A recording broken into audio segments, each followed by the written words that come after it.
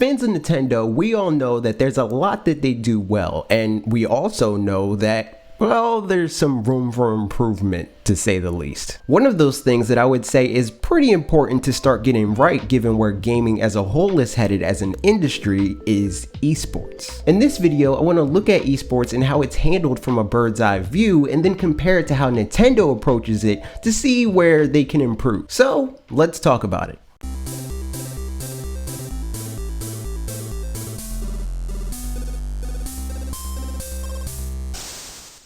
It's no secret that esports is becoming a major part of not only the gaming industry, but the entertainment industry as a whole. Major strides are being made in that scene all of the time. In fact, just in the last 2 weeks, the Fortnite World Cup garnered well over 2 million concurrent viewers, and over the weekend, while a smaller number to be sure, EVO broke their record for concurrent viewers with the peak viewership of 279,000 tuning in to the Super Smash Bros. Ultimate Grand Finals. This comes only a year after the previous record was broken by Dragon Ball FighterZ peak concurrent viewership of 258,000. Where Nintendo comes into this though, the discrepancy in how they support their game's esports presence doesn't align with its relative success. Epic Games and Fortnite made headlines across the world for the news that they were making their top players millionaires for placing well in the biggest tournament of the season. Players that placed in 1st through 4th place in the solos tournament alone made over $1 million, with the grand champion of it all taking home $3 million. Even players placing as low as 50th place in the Fortnite tournament made at least $50,000 each. In contrast, EVO 2019 Smash Bros. Ultimate World Champion took home $21,000. On the low end, the 7th and 8th place players took home $352, and that is not okay. Sure, Fortnite is significantly bigger in terms of player base and cash earned,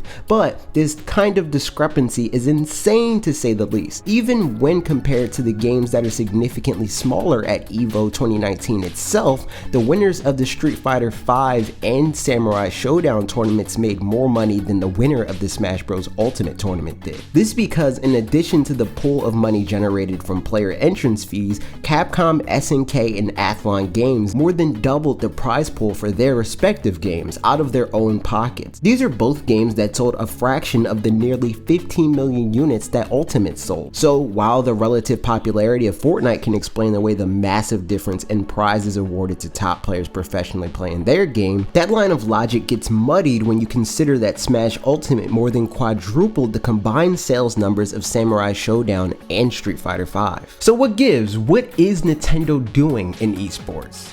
Well, to be fair, a lot more than they have in the past. They've come a long way from trying to block EVO from streaming their 2013 Smash Bros. Melee tournament, to say the least. They even started to develop somewhat of an official presence in esports by way of their Nintendo Versus social media accounts, sponsoring some tournaments, as well as holding their own, but more often than not, their aim with all of this seems to be short-sighted in comparison to other major gaming companies that are embracing esports. It's clear that Nintendo understands there's a lot of marketing potential in the esports world, but it seems to me that they use the potential to market this game to casual players more than they do hardcore players. This is something that on the surface seems like the best course of action. After all, the casual player base of Smash Bros. Is significantly larger than the competitive scene. So why do I think marketing to the admittedly bigger portion of the Smash Bros. Fan base is a bad idea? Why wouldn't you continue to try to convert more fans like them? I can think of a few reasons, with the first of which being the casual end of Smash markets itself relatively passively just by presenting the game in the usual avenues to promote their games, be it E3, Nintendo Directs, etc. Everybody knows that Smash Bros. Is a chaotic party game with a huge variety of iconic characters, imaginative stages that represent the franchises those characters come from to fight them on, and items that spice things up and add to the chaos. What a lot of people don't know though is just how competitive the game can be when the rule set is balanced to minimize the random happenstance Smash is currently known for. Obviously, this is to focus on the individual skill of players rather than rewarding whoever got to the random item first, or whoever's character can deal with a particular stage layout significantly better than another character. Nintendo's rule sets tend to be antithetical to this idea of balance. They allow those chaotic stages, they turn on items, and in the case of their newly announced and released online tournament mode, they limit the time limit to 2 2.5 minutes, which encourages aggressively fighting for the lead in the beginning and then stalling for time at the end in an effort to win out the coin flip that is sudden death. Tournament rule sets that are embraced by the competitive scene tend to be at least 7 minutes, 3 stocks, and in the event that the time runs out, the winner is decided by which player has less damage accrued on their current stock rather than resorting to sudden death. Apart from their online offerings, there are brief glimpses of potential there. For instance, Nintendo is holding an official online tournament this month, and that rule set is in line with what you could find in most competitive tournaments outside of Nintendo. And again, I think that's because community tournaments showcase the player first and foremost, while Nintendo aims to showcase as much of the game as possible. There's a reason they hold tournaments at trade shows that are meant to announce and promote new games. They're part of the ad campaign, and while I don't think the sentiment behind that is wrong, I do think the way they go about it is. When thinking about the way Nintendo approaches matters like this, my mind immediately goes to the difference in how they promoted the Wii compared to how they promoted the Wii U, and the reasons why I think they were more successful in promoting the former than they were the latter. Wii was promoted to gamers first and foremost, which in effect were influencers on an individual scale before capital I influencers were an established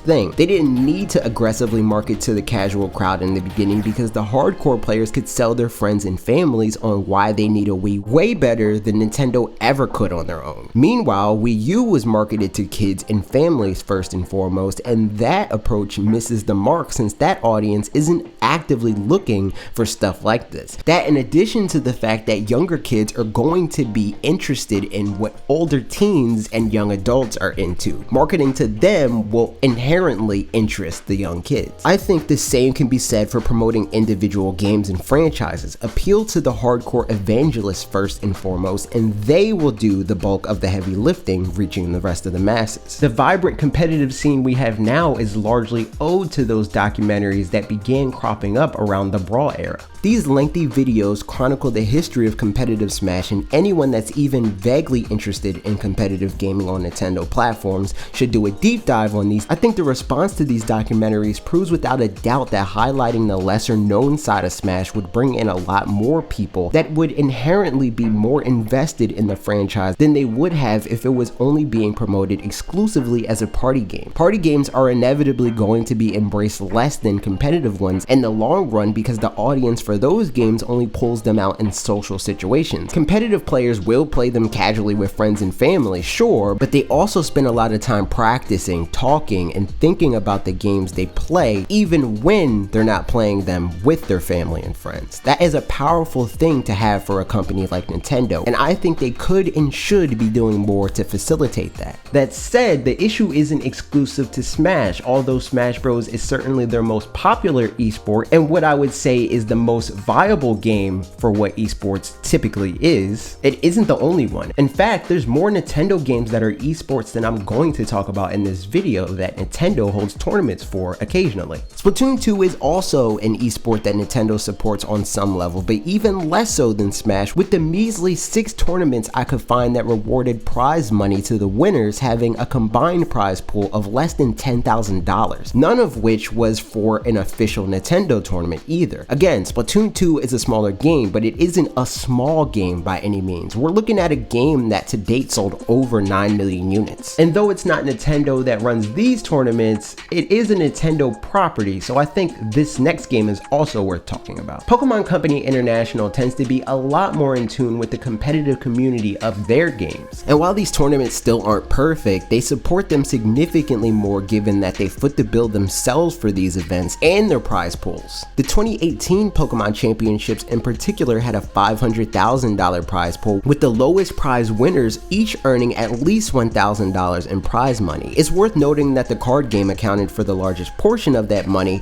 but even for a game as small as Pokken Tournament DX, in comparison, no top ranking player at that tournament walked away with less than $1,000. Now, I have no personal stake in how much these players are paid, but I do know bigger, more attractive prize pools would do a lot of good for the health of their esports esports presence, which will inevitably attract more players to the scene and games as a whole. Just as a bit of anecdotal evidence, me and Bob from the Wolf Den have been pretty deep into the competitive scene for Smash Ultimate, and we both have players that we enjoy watching play the game. These players inspire us to play and work to get better, and I know for a fact that we aren't the only ones that feel this way. I think having a healthy competitive scene is important for the same reason supporting YouTubers is important. I think Epic Games is the ideal scenario to strive for, but even if Nintendo did half as much as them for their competitive games, they would be in a good spot. I think at bare minimum, Nintendo should regularly contribute to prize pools for tournaments in their games, provide tools in-game to engage with these tournaments like direct feeds to the streams, a mode for spectators to vote on which player they think will win, similar to the mode that they implemented in the new 4.0 update, run in-game tournaments with similar rule sets to get people hyped for the actual event, stuff like that. I don't think they should only focus on the competitive scene by any means, but I do think that they should focus on it a lot more than they are currently. But what do you think? Are there any esports that you follow? What are they and what do you like most about them? If you don't follow any esports, what do you think a game developer would have to do to get you interested? Also, let me know if you enjoyed this video by clicking the like button and sharing it with a friend that you think might be interested in this topic. And if you haven't already, be sure to click the subscribe button and ring the bell for new videos like this every Tuesday and Thursday at 4 p.m. Eastern Time. New podcasts every Saturday, 10 a.m. Eastern Time, sometimes a little later because stuff happens, you know, 10 a.m. is really early. All right, that's it for me. See you next week.